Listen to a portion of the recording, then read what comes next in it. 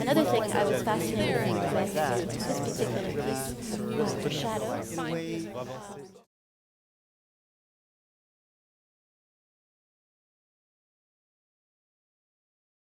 If you look at the range of the work, I tend to make work the way maybe you make a meal with friends.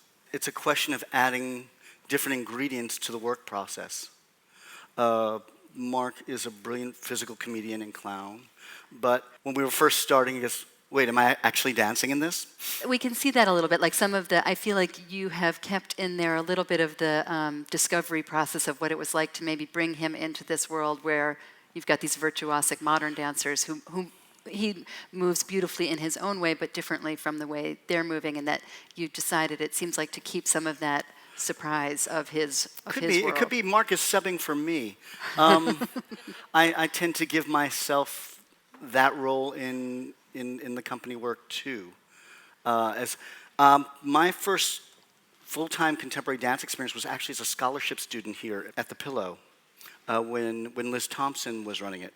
I was here for the 50th anniversary, class of '82, en bon cru. Yes, and in it, I was on scholarship, but every other scholarship student had 6 to 7 years ballet and contemporary training.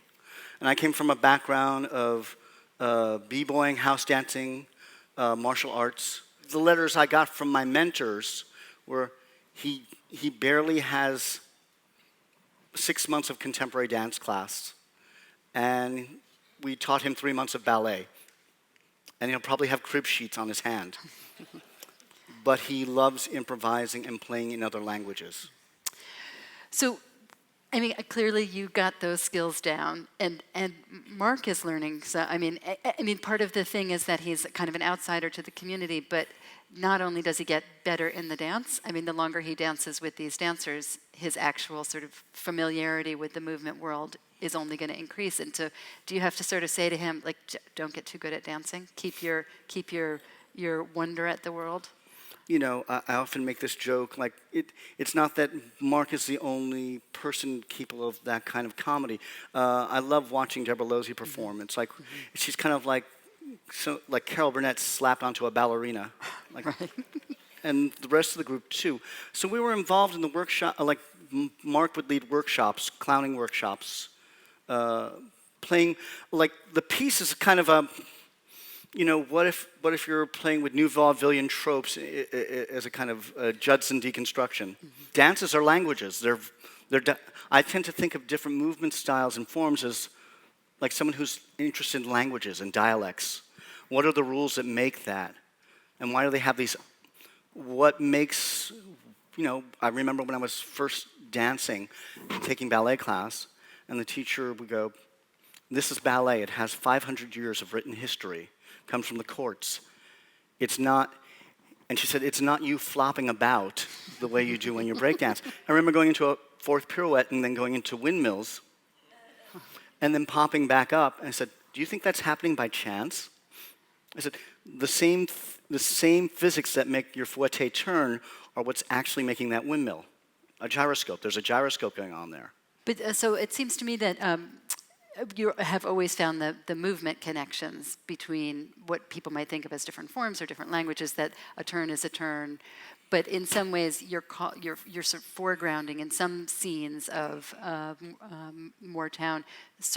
I feel like we see certain things more in some sections that tell the story in a different kind of way. All pas de deux are, for me, essentially about rapprochement. Coming closer, going away. Any of you who...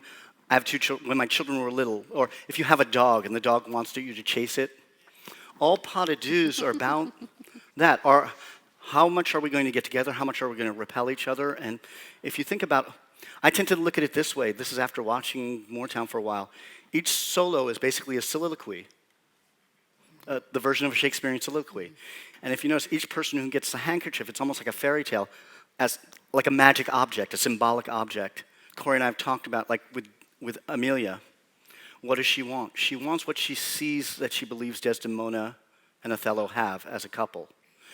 And almost like a little kid, if I have this magic object, I have something that my lover wants, and maybe I can get the thing that I want.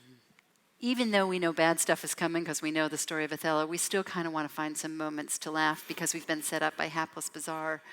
Have you thought about, I'm sure you've thought about, could you talk about the journey we take as an audience starting in the first world and then... Yeah, part of me is going, if we showed Othello, like if we show Moortown in the beginning and it hits you like that, I'm not sure how to get out of that into the second act. Like, and part of me was going, hey, wait a minute, the guy with the hat, didn't he kill the girl next to But it also sounds like you were starting to say that some of the same structures of composition are in both works and that they are functioning differently maybe in the storytelling. There are structures. I mean, for instance, how many of you know what the definition, like Jose Limon's masterwork is called the Moors Pavane. How many of you know, for you geeks in the room, social dance, what is a pavane?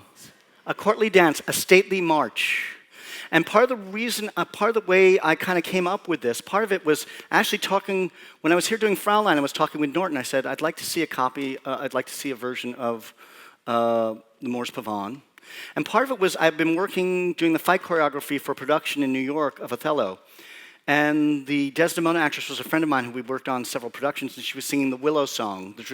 For those of you who haven't seen, it's a lament. It's a lament and a song that Desdemona sings just before the death scene. And it goes something like, a poor soul sat sighing on a sycamore tree. It's about her being betrayed. And I had her sing it, and I kept playing through it. She said, a poor soul, I bet you wonder how I knew. And they were kind of like two boats near each other, bouncing off of each other. And I started thinking about it as the production went on, and I looked at Moors Pavane again. And again, Norton and I had talked about this, about the ideas behind it. And then I looked at Temptations' My Girl routine. Think about it. Slow, stately march. Boom, boom, boom, boom, boom, boom, boom, boom, boom, boom, boom. Preening, bows. It's a pavane. It's another pavane. If you look at the death scene, it actually, what happens is they slowly start undancing. They're out of sync with each other. The opening dance is all them orbiting around each other. For those of you who know that Escher etching of the male and female couple that's one ribbon, that was our point of departure. And in the end, they can't find any cohesion or rhythm. They keep missing. In fact, that was an interesting one. We made 8 versions of that. 8 versions of the final duet? The final duet, just have to keep rewriting it. This is a shout out for your extraordinary performers. What is it you're looking for when you're finding a new dancer to work with? They have a really high tolerance for uncertainty in a process. I would easily say they're all really smarter than me.